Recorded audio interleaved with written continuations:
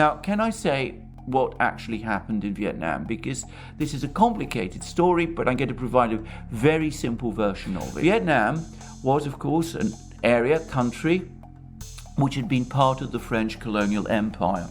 There was a war, an independence war against France in the 1940s and early 1950s. The Vietnamese, led by a man called Ho Chi Minh and his Viet Minh, won that war. Ho Chi Minh, of course, was a communist, and he was allied with the Soviets and with the Chinese.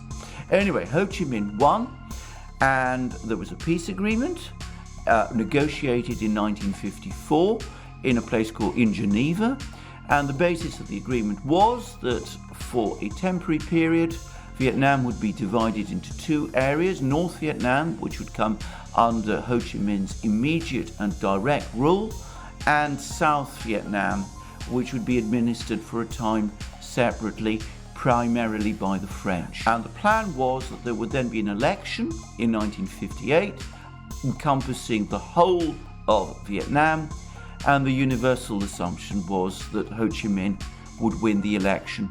There were reports that he was expected to win around 80% of the vote in the event that such an election had taken place. Anyway, that proved unacceptable to the United States and to other Western powers, and the Geneva Agreement was breached, was ignored, much like the Minsk Agreement over Ukraine was also ignored. A peace agreement that might have settled the Vietnam crisis peacefully was repudiated by the Western powers, just like the Minsk Agreement, which might also have resolved the situation in Ukraine, was repudiated by the Western powers. And what then happened was that the United States backed the setting up of a parallel government in South Vietnam, led by a man called Diem, who was in some ways a very interesting and very extraordinary and rather able man, but also very eccentric, with some rather strange views and also deeply corrupt.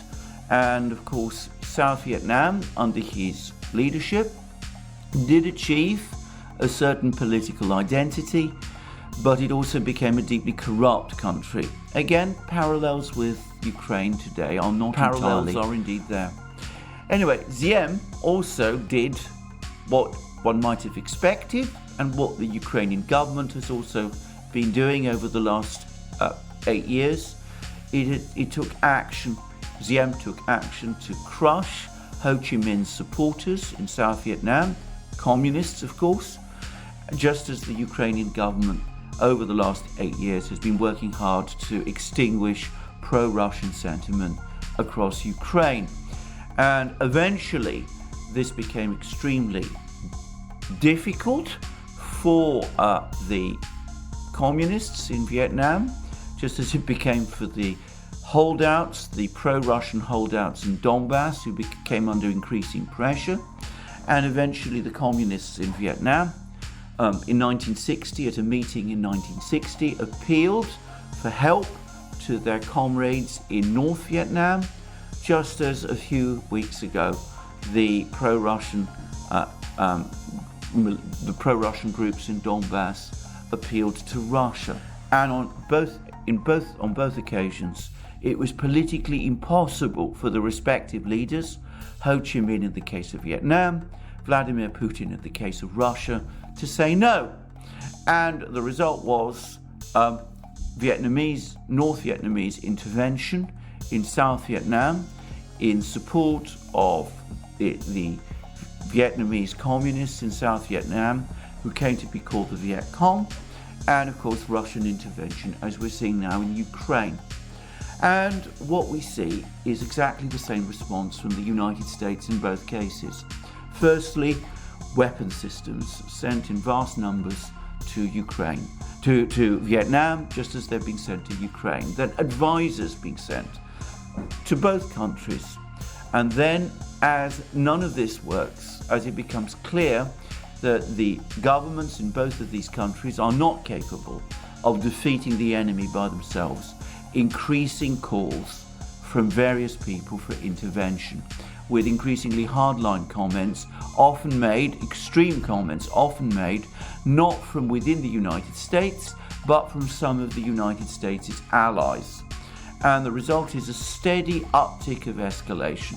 In the case of Vietnam, it eventually resulted in 500,000 American troops being sent to Vietnam and becoming involved in the war there. In Ukraine, will we see the same thing? We will see action like that being taken against a nuclear superpower, which is of course Russia. Well, I sincerely hope not. Now, if you go back and follow media commentary in the United States and in some of its allies in the lead up to the intervention in Vietnam, you will find much the same belligerence, much the same confrontational language, much the same triumphalism when the South Vietnamese gained the odd skirmish or seemed to be achieving some progress, and also increasing demands for more and more action as the situation became increasingly precarious and it became visibly obvious that in spite of everything, South Vietnam was still losing. And I do worry that the same dynamic is now starting to take hold over the conflict in Ukraine. That we're now getting into a situation where the United States, just as was the case in Vietnam, is throwing away opportunities for peace or for a negotiated solution or for some step to try to contain and de-escalate the crisis. It is instead drifting into a position of ever greater escalation, ever greater commitment, ever greater involvement, which has no real clear end point and no clear or achievable end game. The United States never clearly set out what its war aims were in Vietnam, and I don't really see much sign that it's able to do that with respect to Ukraine either. Sometimes you would hear all kinds of extraordinary claims and projections about in Vietnam about all kinds of possible achievements. It was said that if the Vietnamese in the North Vietnamese and the Viet Cong were defeated in South Vietnam, that would result in some kind of crisis in Hanoi. And you see some of the same things being said today about Russia. What the war in Vietnam did was that it consolidated in North Vietnam and elsewhere in Vietnam support for the North Vietnamese government, for Ho Chi Minh and for his successors. And I suspect the same thing is going to happen in Russia, and in fact is already happening in Russia. So it seems to me an extremely bad situation, and one in Vietnam, and a similarly bad situation in Ukraine.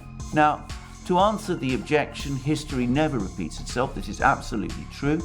It does sometimes rhyme.